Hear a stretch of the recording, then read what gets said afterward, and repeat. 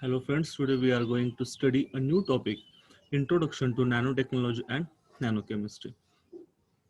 In BSc 3rd, you study this topic, so you all know some basic concepts related to nanotechnology, such as what is a nanomaterial, what is nanotechnology, and what is a nanochemistry. But here in MSc second year, we are going to study nanotechnology in very much detail.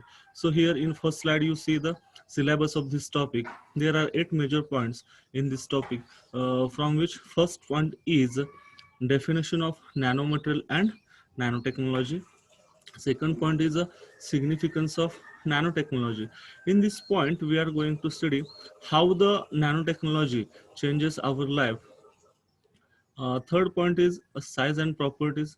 Fourth point is top down and bottom up approach of nanoparticle synthesis. These two are main approaches of synthesis of nanoparticles. Fifth point is synthesis of nanomaterial by different methods like physical, chemical, and biological methods. Sixth point is wet chemical synthesis of nanomaterials. In this point, we are going to study different synthetic procedures to synthesize nanomaterials. Seventh point is fabrication of nanoparticles with different morphology intended for specific applications. In this point, we are going to study how to synthesize nanomaterials with different morphology and their applications and their applications. And last point is the application of nanotechnology. So these are 8 main points included in this topic. So here in the second slide, we see the first point of our topic, that is definitions of nanomaterial and nanotechnology. So first point is a nanomaterial. Nanomaterial have dimensions in a nanoscale. So in first definition, uh, it is said that materials with any external dimension in nanoscale is defined as a nanomaterial. That is, any material or any object which has its size or dimensions in nanoscale, all are called as a nanomaterial. Second definition is nanomaterials are defined as set of substances where at least one dimension is less than 100 nanometer. This definition tells us that any material which has a size less than 100 nanometer is called as a nanomaterial. So थोडक्यात ह्या दोन्ही definitions आपल्याला काय सांगतायत तर असे materials की ज्यांची साईज एकतर नॅनो स्केलमध्ये असेल किंवा 100 नॅनोमीटर पेक्षा कमी असेल अशाच पदार्थांना किंवा अशा मटेरियल्सना आपण नॅनो मटेरियल असं म्हणणार आहोत. Second point is a nanotechnology. It is the branch of technology which deals with dimensions and tolerances of less than 100 nanometer. Is called as a nanotechnology. So nanotechnology is a branch of technology in which we are going to study those materials which has size less than 100 nanometer. नॅनोटेक्नॉलॉजी हे एक सर्वसमावेशक असं क्षेत्र आहे. या क्षेत्रामध्ये आपण वेगवेगळ्या विषयांचा अभ्यास करतो, जसं की physics, chemistry, biology, material science किंवा इंजिनिअरिंग. या सर्व क्षेत्रांमध्ये नॅनोटेक्नॉलॉजीचा वापर करून बरंच संशोधन केलेलं आहे. ह्या तिसऱ्या स्लाइडमध्ये आपण पाहतोय की आपल्याला इथं एक पिक्चर दिसते की जे आहेत सायंटिस्ट रिचर्ड फेमन, आणि त्यांना फादर ऑफ नॅनोटेक्नॉलॉजी असं म्हटलं जातं. The term nanotechnology was first coined by scientist Norio Taniguchi. The scientist Richard Feynman, father of nanotechnology, delivers a lecture on 29 December 1959 at California Institute of Technology in USA. In his famous lecture, he said that there is plenty of room at the bottom. So this is a Feynman's famous statement. There is a plenty of room at the bottom. By using this statement, he said that there is a lot of space at the bottom. Means when we decrease the size of material, then we get maximum surface area, and this surface area is provide a working space for us. So scientist Richard Feynman यांनी त्यांच्या त्या famous लेक्चरमध्ये असं सांगितलं होतं की there is a plenty of room at the bottom. म्हणजे जसं आपण मटेरियलची, एखाद्या पदार्थाची साईज कमी कमी करत जाऊ तसा सरफेस एरिया वाढतो, हे आपल्याला माहितीच आहे.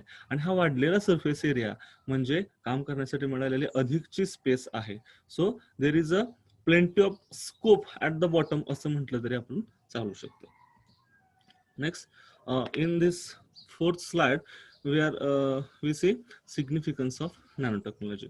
Nanotechnology makes many positive changes in different fields which touches our day-to-day life, such as food chemistry, structural engineering, uh, then drug chemistry, textile industry, water purification, and wireless devices and communication. So, first point is a food chemistry. What are the significant changes made by nanotechnology in food industry?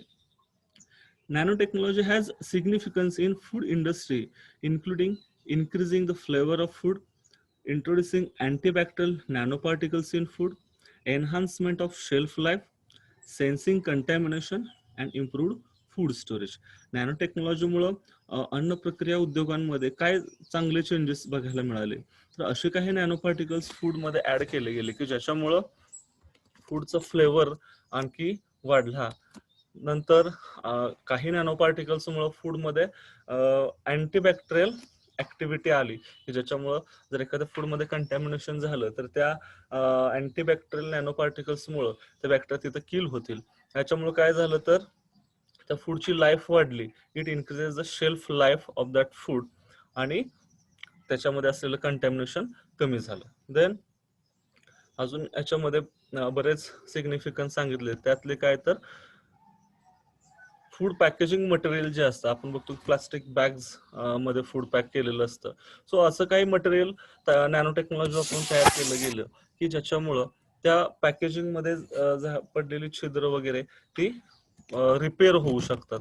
So अशा पद्धतीनं बरेचसे चांगले changes nano टेक्नॉलॉजीमुळं अन्न प्रक्रिया उद्योगामध्ये आपल्याला बघायला मिळालेले आहेत. दुसरा पॉइंट आहे structural engineering. Nanotechnology can be used for design and construction processes in many areas since nanotechnology generated products having many unique characteristics. Structural engineering मध्ये सुद्धा नॅनोटेक्नॉलॉजीमुळे काही चांगले चेंजेस बघायला मिळाले. जसं की कन्स्ट्रक्शन साठी लागणारे जे मटेरियल आहे ते हलकं आणि मजबूत मटेरियल निर्माण करण्यासाठी नॅनो टेक्नॉलॉजीचा उपयोग झाला. त्याचबरोबर मेटल कोटिंग्स म्हणजेच वेगवेगळ्या प्रकारचं कोटिंग आपण मेटलवरती देतो की जेणेकरून मेटल गंजू नये आणि त्याची लाईफ वाढावी. सो नॅनो टेक्नॉलॉजी मधून असं काही मटेरियल्स तयार केले गेले किंवा पेंट्स म्हणूया की ज्याच्यामुळं त्या मेटलची लाईफ वाढलेली आहे. तिसरा सिग्निफिकन्स आहे वायरलेस डिव्हाइसेस अँड कम्युनिकेशन या क्षेत्रामधला. Nano technology could provide solutions for sensing, actuation, radio embedding intelligence into environment, power efficient computing, memory devices, energy sources, manufacturing and environmental issues. Nano टेक्नॉलॉजीमुळं wireless communication क्षेत्रामध्ये बरीच क्रांती झाली. आपण पाहतो की memory कार्डची साईज खूप खूप कमी झालेली आहे. किंवा मोबाईलचे सिम कार्ड्स घेऊया, गेल्या काही वर्षांमध्ये सिम कार्डची असणारी साईज आणि आता आपण जे अगदी नॅनो साईजचे सिम कार्ड्स बघतो. सो सिम कार्डच्या साईज मध्ये झालेला चेंज हा नॅनो टेक्नॉलॉजीमुळेच झालेला आहे. मोबाईलच्या सिम कार्ड्सवरती असणाऱ्या चिप याच्यामध्ये नॅनो टेक्नॉलॉजीचा वापर केला गेला आणि त्या गोल्डन कलरच्या चिप्सची साईज कमी झाली. म्हणजेच थोडक्याशा एरियामध्ये जास्तीत जास्त इन्फॉर्मेशन त्या चिप्समध्ये बसवण्यात आली. सो नॅनो टेक्नॉलॉजीचा हे एक सिग्निफिकन्स म्हटलं तरी चालेल. नॅनो टेक्नॉलॉजीमुळे सिम कार्डची साईज खूप खूप कमी झाली, म्हणजेच नॅनोकडे जाते आहे आणि भविष्यात आणखी सुद्धा कमी होऊ शकते. सो अशा पद्धतीनं वायरलेस कम्युनिकेशन क्षेत्रामध्ये आणखी काही बरेच पॉझिटिव्ह चेंजेस नॅनो टेक्नॉलॉजीमुळे झालेले आहेत. Then fourth significance in water purification. Current problems involving water quality could be resolved by using nanomaterials. Water purification should be done by nanosorbents or nanoadsorbents, nanocatalysts, bioactive nanoparticles, nanostructured catalytic membranes, nano particle enhanced filtration.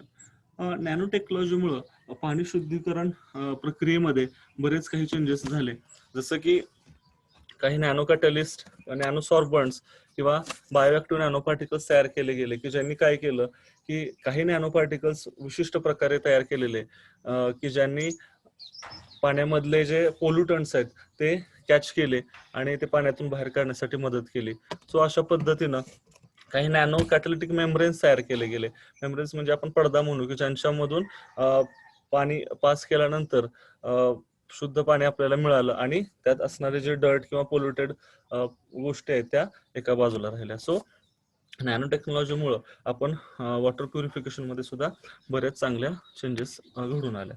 नंतर आपण यात पाहतो की nano materials वापरून आपण surface water असू दे, ground water किंवा industrial waste water किंवा कंटॅमिनेटेड वॉटर सुद्धा प्युरिफाय करू शकतो.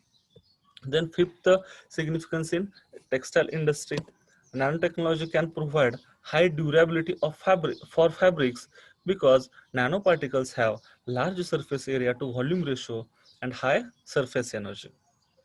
The properties imparted to textiles using nanotechnology include water repellence, soil resistance, wrinkle resistance, antibacterial and UV protection, flame proofing, improvement of durability and so on. Nano टेक्नॉलॉजीमुळे textile इंडस्ट्रीमध्ये काय changes झाले तर त्या textile इंडस्ट्रीमध्ये जे कापड आपण वापरत असतो त्या कापडांमध्ये वॉटर रिपेलन्स म्हणजे पाणी कमीत कमी पाणी शोषून घेण्याची क्षमता त्याच्यामध्ये आपण निर्माण केली. नंतर सॉइल रेजिस्टन्स, रिंकल रेजिस्टन्स म्हणजे एखाद्या कापडावरती पडलेले डाग डाग पडूच नयेत किंवा पडले तर ते लवकर वॉशआउट व्हावे अशा पद्धतीनं काही गुणधर्म त्याच्यामध्ये ऍड केले गेले. रिंकल रेजिस्टन्स म्हणजे त्याच्यावरती घड्या पडू नयेत. आपण असे फॅब्रिक्स किंवा असे कपडे आता आजकाल बाजारामध्ये बघतोय की ते रिंकल रेजिस्टन्स आहेत, त्यांना इस्त्रीची गरज नाहीये, म्हणजे ते फॅब्रिक्स त्यांच्यामध्ये घड्या किंवा चुरघळत नाहीत.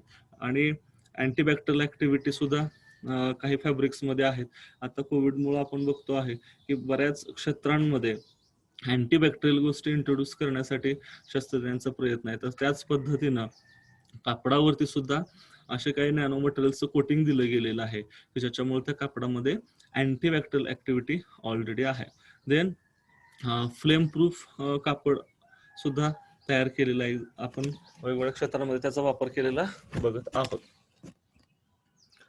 पण नॅनो टेक्नॉलॉजीमुळं आपण कापडावरती जी कोटिंग्स दिलेली आहेत त्याच्यामुळं त्या कापडामध्ये इतर कुठलेही चेंजेस झालेले नाही. त्या कापडाचा फील किंवा त्या कापडाची ब्रिदेबिलिटी याच्यामध्ये कुठल्याही प्रकारचा चेंज झालेला नाही.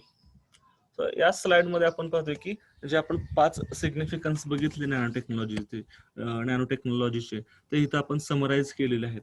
सो फूड इंडस्ट्रीमध्ये आपण शॉर्ट मध्ये बघूया काय झालं चेंजेस. तर increasing the flavour, improved food storage, remove pathogen from food, extend food life, sensing contamination. So short मध्ये आपण इथं पाहतोय की फूड केमिस्ट्रीमध्ये नॅनो टेक्नॉलॉजीने काय सिग्निफिकंट चेंजेस केले.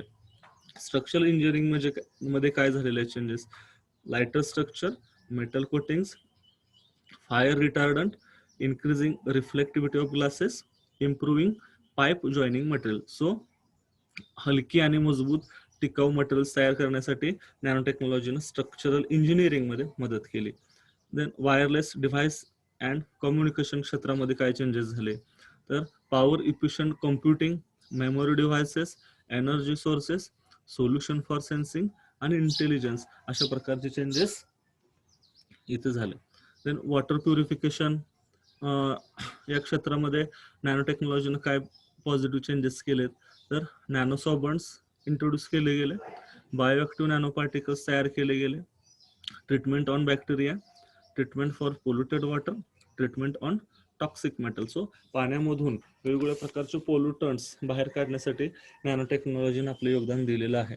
आणि 5वं सिग्निफिकन्स टेक्सटाईल इंडस्ट्रीमध्ये काय पॉझिटिव्ह चेंजेस केले नॅनो टेक्नॉलॉजीनं तर high durability of fabrics, water repellence, soil and wrinkle resistance, but they don't affect the hand feel and they produce flame proof materials. So textile इंडस्ट्रीमध्ये किंवा कापड उद्योगामध्ये जास्त दिवस टिकणारं कापड तयार केलं गेलं, वॉटर रिपेलंट प्रॉपर्टी त्यांच्यामध्ये आहे. सॉइल आणि रिंकल रेजिस्टन्स किंवा रिंकल प्रूफ मटेरियल तयार झालं without affecting their hand feel and breathability. आणि फ्लेम प्रूफ मटेरियल सुद्धा आपण तयार केलं. सो हे झाले सिग्निफिकन्स नॅनो टेक्नॉलॉजीचे. आपण यात काही ठराविक बघितलेत. नॅनो टेक्नॉलॉजीनं खूप काही क्षेत्रांमध्ये पॉझिटिव्ह चेंजेस केलेले आहेत, पण आपण इथं त्यातले 5 घेतलेले आहेत. Next point is the size and properties of nanomaterials. Size.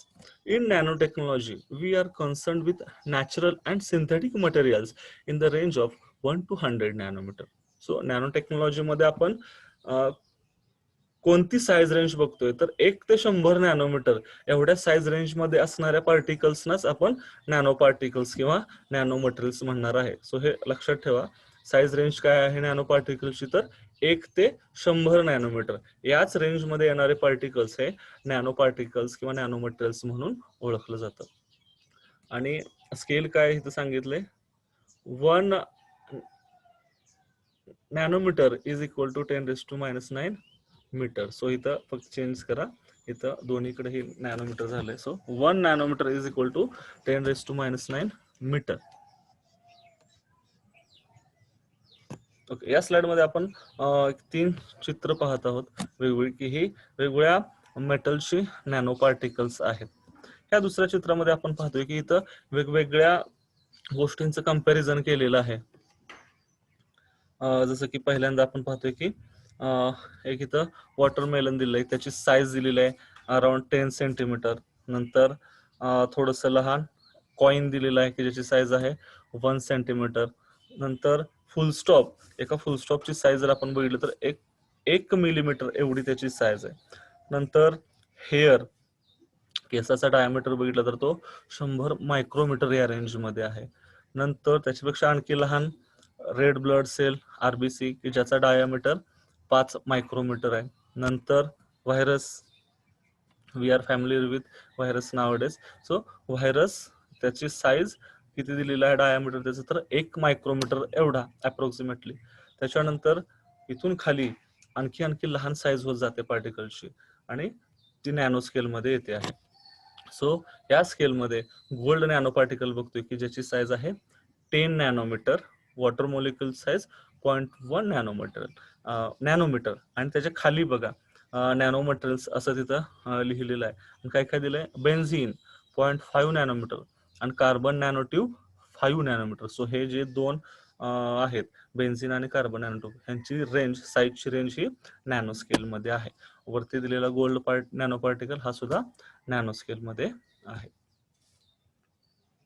So ह्या चित्रामध्ये साईज कंपॅरिझन दिलेलं आहे वेगवेगळ्या गोष्टींचं, वॉटरमेलन पासून ते अगदी वॉटर मॉलिक्यूल पर्यंत. Then properties of nanometals. A bulk material should have constant physical properties regardless of its size. But at the nanoscale, size dependent properties are often observed. या point मध्ये काय सांगितलंय की ज्यावेळी एखादं मटेरियल बल्क मध्ये असतं त्यावेळी त्याच्या साईजशी रिलेटेड प्रॉपर्टीज आपल्याला जास्त प्रॉपर्टीज मध्ये जास्त बदल झालेला दिसत नाहीये. साईज रिगार्डिंग प्रॉपर्टीज इथं कॉन्स्टंट असतात. बल्क मटेरियल मध्ये साईज रिलेटेड प्रॉपर्टीज आपल्याला जास्त दिसत नाहीत. बट आपण ज्यावेळी त्या मटेरियलचं नॅनो स्केलला कन्व्हर्जन करतो त्यावेळी मात्र साईज डिपेंडंट प्रॉपर्टीज आपल्याला दिसत असतात. दुसरी प्रॉपर्टी आहे, the properties of material change as their size approaches to nano scale. The properties of nano particles are dependent on their size. पुन्हा ह्याच्यामध्ये काय सांगितलंय की एखाद्या मटेरियलचं नॅनो रेंजला कन्व्हर्जन केल्यानंतर साईजवर डिपेंड असणाऱ्या प्रॉपर्टीज तिथे दिसतात. 2 एक्झाम्पल्स खाली दिलेले आहेत. काय सांगितले बघा. Example 1, copper nanoparticles smaller than 50 nanometer size are super hard material but do not exhibit properties like malleability and ductility. इथं काय सांगितलंय की कॉपर चे नॅनो पार्टिकल्स ज्यांची साईज जवळपास 50 नॅनोमीटर एवढी असणार आहे ते हार्ड असतात, पण या साईजला ते मॅलिएबिलिटी आणि डक्टिलिटी दाखवत नाहीत.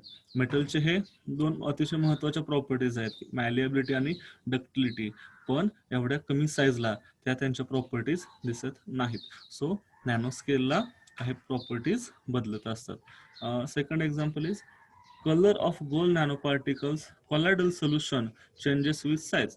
ज्यावेळी आपण गोल्ड नॅनो पार्टिकलची साईज कमी करत जाऊ त्यावेळी त्यांचं जे कोलॉइडल सोल्युशन आहे त्याची साईज त्याचा कलर चेंज होत जातो. खालील दोन चित्रांमध्ये आपण ते पाहतोय. पहिल्या चित्रामध्ये काय दाखवलंय तर 4 बॉटल्स आहेत, त्याच्यामध्ये वेगवेगळ्या रंगांचं सोल्युशन दिसतंय. हे आहे गोल्डच्या कोलॉइड्स किंवा गोल्डच्या नॅनो पार्टिकलचं सोल्युशन. पहिल्या बॉटलमध्ये खाली 5 नॅनोमीटर, पुढे 50 नॅनोमीटर, 100 नॅनोमीटर आणि 200 नॅनोमीटर अशी त्या गोल्डच्या नॅनो पार्टिकलची साईज बदललेली आहे. आणि त्या बदललेल्या साईज बरोबरच आपल्याला रंगांमध्ये झालेला बदल सुद्धा पाहायला मिळतो. पुढच्या चित्रामध्ये सुद्धा सेम तेच दिसत आहे. Then nano particles consist of 3 layers: surface layer, shell layer and the core layer किंवा core part. So nanoparticles structure हे 3 लेयर्ड आहे. सरफेसची लेयर, शेलची लेयर आणि कोर म्हणजे सेंटरची layer. Then next point is the types of nanomaterials. There are 4 different types of nanomaterials. First is a 0-dimensional or quantum dots. Second is a 1-dimensional nanomaterial. Third, 2-dimensional nanomaterial, and fourth is a 3-dimensional nanomaterial. Okay. In next slide we see the picture of these 4 different types of nanomaterials. In first, we see the nanoclusters, which are considered as a 0-dimensional nanomaterials. Then in second, we see nanotubes, nanofibers and nanorods, which are considered as a 1-dimensional nanoparticles. These 1-dimensional nanoparticles are like a pipe. Their morphology is like a pipe. Then third picture is a 2-dimensional nanoparticles. Here we see films and coats. These nanoparticles are 2-dimensional. These appears like a sheet or a surface. And last, we see a 3-dimensional nanoparticles. Here it is the example of a polycrystal. So these 3-dimensional nanoparticles are made by placing 2-dimensional nanoparticles one above one. So इथं आपण ह्या चित्रामध्ये 4ही प्रकारच्या nano particles पाहत आहोत. 0-डायमेन्शनल की ज्याचं example आहे क्लस्टर, 1-डायमेन्शनल की ज्याच्यामध्ये आपण नॅनो ट्यूब्स, नॅनो फायबर्स किंवा नॅनो रॉड्स इथं आपल्याला दाखवलेले आहेत की यांची मॉर्फोलॉजी ही पाईप सारखी असते. 2-डायमेन्शनल नॅनो पार्टिकल मध्ये आपण फिम्स किंवा कोट्स किंवा सरफेस सारखं फ्लॅट सरफेस सारखं दिसणारी मॉर्फोलॉजी इथं आपण पाहत आहोत. आणि 3-डायमेन्शनल नॅनो पार्टिकल्स मध्ये आपण पॉलिक्रिस्टल्स बघतोय. हे 3-डायमेन्शनल नॅनो पार्टिकल्स कसे तयार होतात तर 2-डायमेन्शनल नॅनो पार्टिकल्सचे जे लेयर्स आहेत त्या एकावरती एक ठेवल्या की त्याच्यापासून जे नवीन स्ट्रक्चर तयार होणार आहे तर ते 3-डायमेन्शनल नॅनो पार्टिकल्स असणार आहेत. सो अशा पद्धतीनं 0-डायमेन्शनलचं एक्झाम्पल फुलरिन आहे. 1-डायमेन्शनलचं एक्झाम्पल नॅनोट्यूब, नॅनोरॉड किंवा नॅनो वायर्स. 2-डायमेन्शनल नॅनो मटेरियलचं एक्झाम्पल ॲस्बेस्टॉस फायबर किंवा ग्राफिन घेतलं तरी चालेल. सो अशा पद्धतीनं आपण आज 4 पॉइंट्स कव्हर केलेले आहेत आणि इथून पुढच्या लेक्चर्समध्ये आपण राहिलेले पॉइंट ही कव्हर करूया.